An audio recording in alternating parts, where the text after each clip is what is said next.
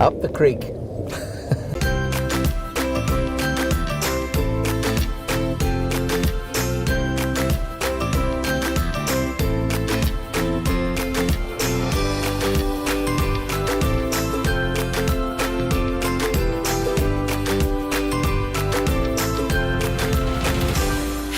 Hi everybody, my name's Alan Gray. Welcome to Get Gardening.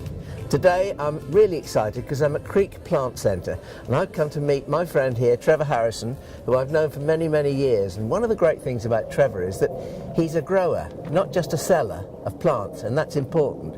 Trevor, you do grow an awful lot of your plants from seed, We don't do. you? We grow a lot from cuttings, especially more unusual things that you can't get anywhere else. Such as this? Yeah, that's right, Olearia. This Very is an nice Olearia. shrub. We just had a visit this morning to a garden and I saw this growing in the garden. Where did she get it from? Originally, that came from Cornwall. And she got it from you? Yeah, that's So right. you've been growing it. I saw it in her garden, now I want it, so I'm going to buy one. So that is fantastic. Now what have you got that's exciting on the nursery at the moment? Well, we've got the Echiums coming into flower in the tunnel. Echium candy cans or Trescu hybrids. Look at the pure blue of Lovely this. colour, aren't they? That flower is absolutely fantastic. It really is lovely, and you get great columns of them, and they are beloved by bees. If you look carefully, you'll see that when the flowers open, just before they open, they come bright pink buds, and then they're opened into these really vibrant azure blue flowers. Heaven. This is an interesting plant. This is Cantua buxifolia, the sacred flower of the Incas. I mean, absolutely fantastic colour. But look at the way this orange tube gives way to this shrieking Schiaparelli pink flower. Isn't that fantastic? And if you look inside, there's some little grey stamens, and it goes back into an orange throat. That's not a hardy plant, Trevor, is No, it? that's a little. They grow it in Cornwall and Southern Ireland, but I don't think you'd grow it outside in Norfolk. Do you have heat in this tunnel? No, we don't. No. Oh, yeah, but isn't it amazing? It just shows that with a little bit of protection That's right, overhead, yeah. what you can actually grow, because everything in here is much more forward than plants are outside. Oh, you've got Daphne, Bula, Balua. Jacqueline Postel. Wonderful plant. That's one of the most fragrant plants in the garden. It's absolutely, you know, there's not many people who've got this for No, sale. it's difficult to obtain. It is difficult to get, yeah, yeah. You see, now this is something else that I love. This is a rhododendron called Fragrantissimum.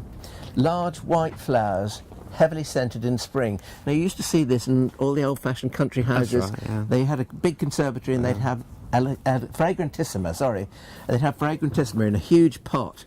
Oh, there's a spent flower, look. Well, I had some in flower, but unfortunately they were all sold at the weekend. Well, you see, that just shows the power of being able to sell a plant when it's got flower on it, and it really is scented. You can still smell the scent in there, can't you? It's very fragrant. Yeah, it's a lovely, lovely plant.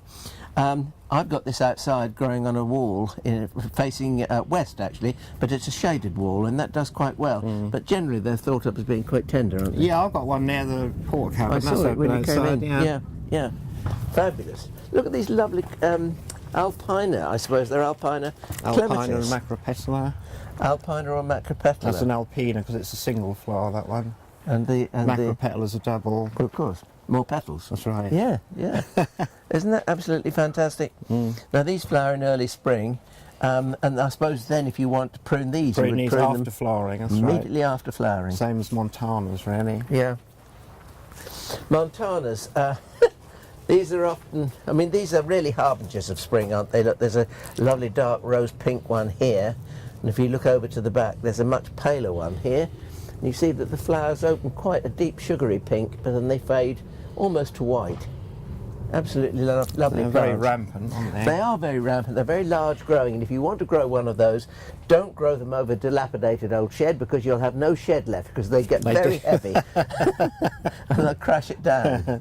These are the lemon peel clematis, the Tangutica and Orientalis. So they're the ones that have the little lemon flowers late in spring, and then they have the wonderful... These are late summer. That's what I meant, Yeah, sorry. late summer. Late in summer, and then they have the fluffy seed heads That's on, right, don't yeah, they? very easy to grow. Well, the great thing about those is, I think anybody who's worried about pruning clematis, all you need to know about Tanguticas is you cut them down to about 15 inches from the ground in early spring and just leave them, and they'll do the rest. Easy as that? That's right. Yeah. These are patio clematis here. You can these grow in ones? pots. These are the kind of clematis that what's his name? Everson. Raymond Everson. Raymond he Everson. bred all these. Yes, and he lives on Guernsey, I think, doesn't he? Yeah. I've met him at some of the Chelsea flower shows. But they're nice and short, so you can grow. They look nice in a hanging basket as well. Yeah. Particularly the ones like that. They do very well in a hanging basket or a patio pot. Yeah. What was marvellous, I'll tell you a little tale, because I was looking at the Raymond Everson stand, and the two old ladies came to us, Hilda and Maud, you know who I mean, and they came to us, and Hilda said to Maud, I'd like one of those. And there was a lovely tub, and it had an obelisk all covered with these clematis. And I said to Raymond, after these ladies had passed by, I said, how many plants are there in there? He said 15. Really? So one's not going to give you that much. Lot, wouldn't it? It would, yes. One of them is not going to give you that much flower, I don't think. At least not as much. Oh, lovely abutilons, of course. Yeah, they're very good, aren't they? Yeah. They are hardy, actually. And what is the name of this one? Well, it's Alba. I don't think it's got a particular specific name. Wasn't there one called Veronica Tennant? It could be that one. We're not sure, but it's... And this one here with these lovely dark blue flowers. That one, I think. But sometimes you see the dark purple flower, they have a much smaller flower than the white ones. The paler the flower becomes, the bigger the bloom gets. Mm. You see, this is what happens when you come to a really good nursery. You really are spoilt for choice. Hey!